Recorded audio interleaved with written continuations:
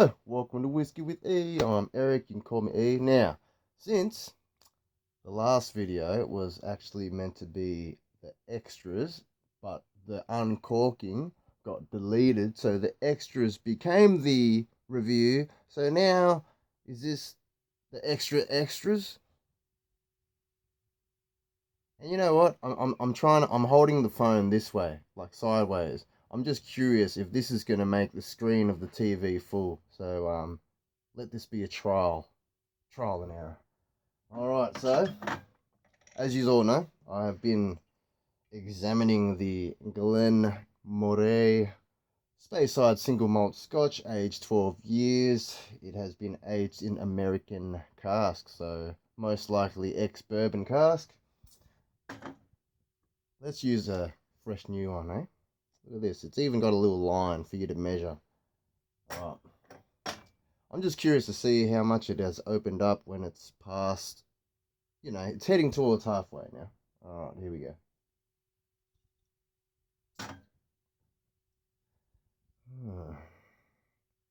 Now they don't really state if it is natural color, if it has been chill filtered, but we're just assuming that since it doesn't say on the bottle or the label or the box, we're just going to assume that it has been. Alright?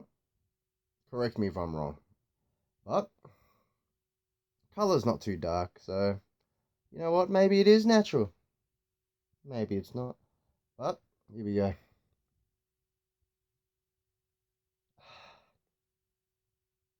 Okay, so when I uncorked it, I thought it was really appley, really peary, real bright and fruity.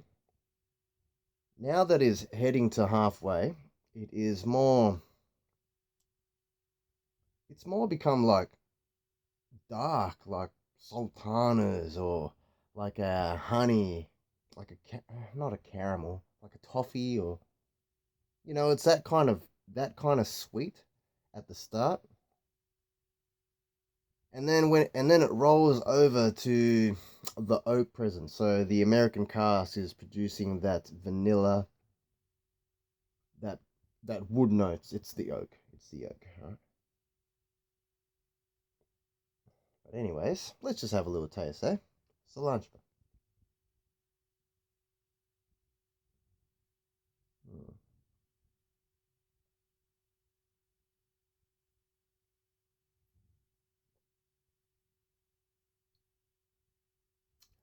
All right. I just wish it was more sweet, but that's just me. I like more sweet stuff, but so it goes down like the sweet notes, all right, of like it's not caramel, it's more like honey or toffee or something like that. But then it rolls over into an oak. So it just goes brewy, mid palate, it goes oak, like that from the cask, and then it rolls into like a rye spice, like a peppery finish. Hmm.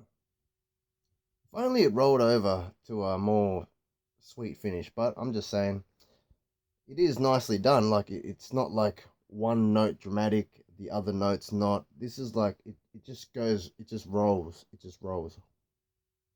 You know, sweet wood oak spice. But anyways, let's keep this video nice and short. But let's just say it's just a quick extra thoughts. But it just dies off. It's not a very long finish at all. The mouthfeel is not very, not not velvety, not that good of a mouthfeel. But do you expect a good mouthfeel from 40% generally? Anyways, cheers all. Mm,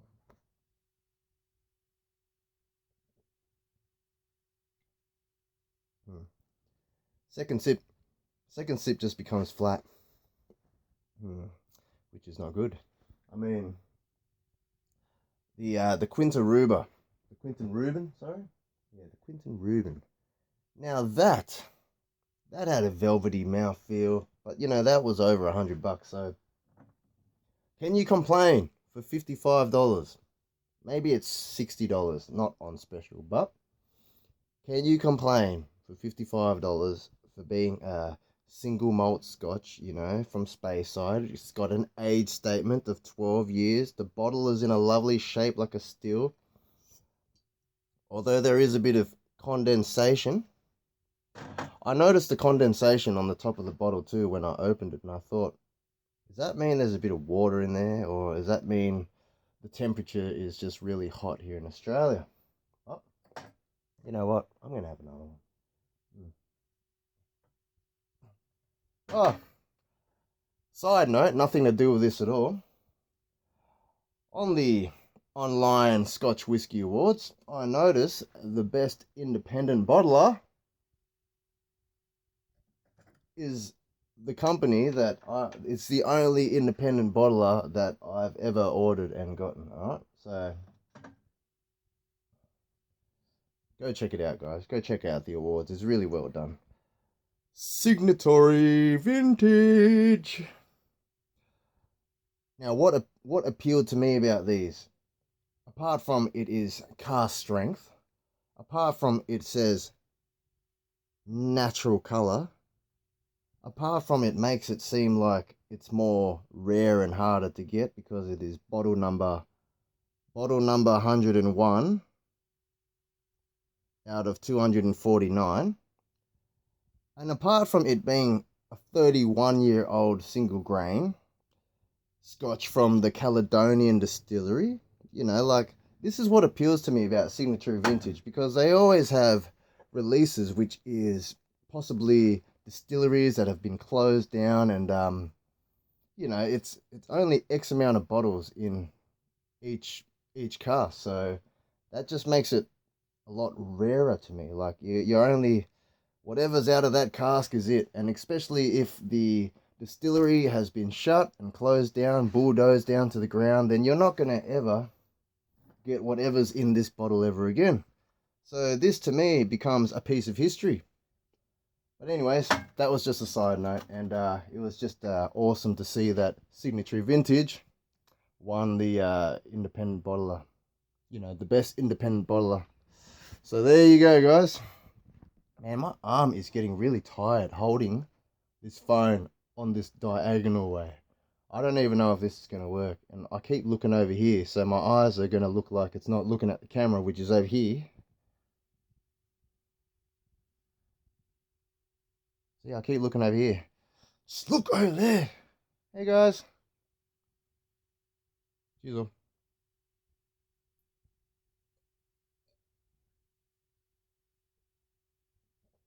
Yep.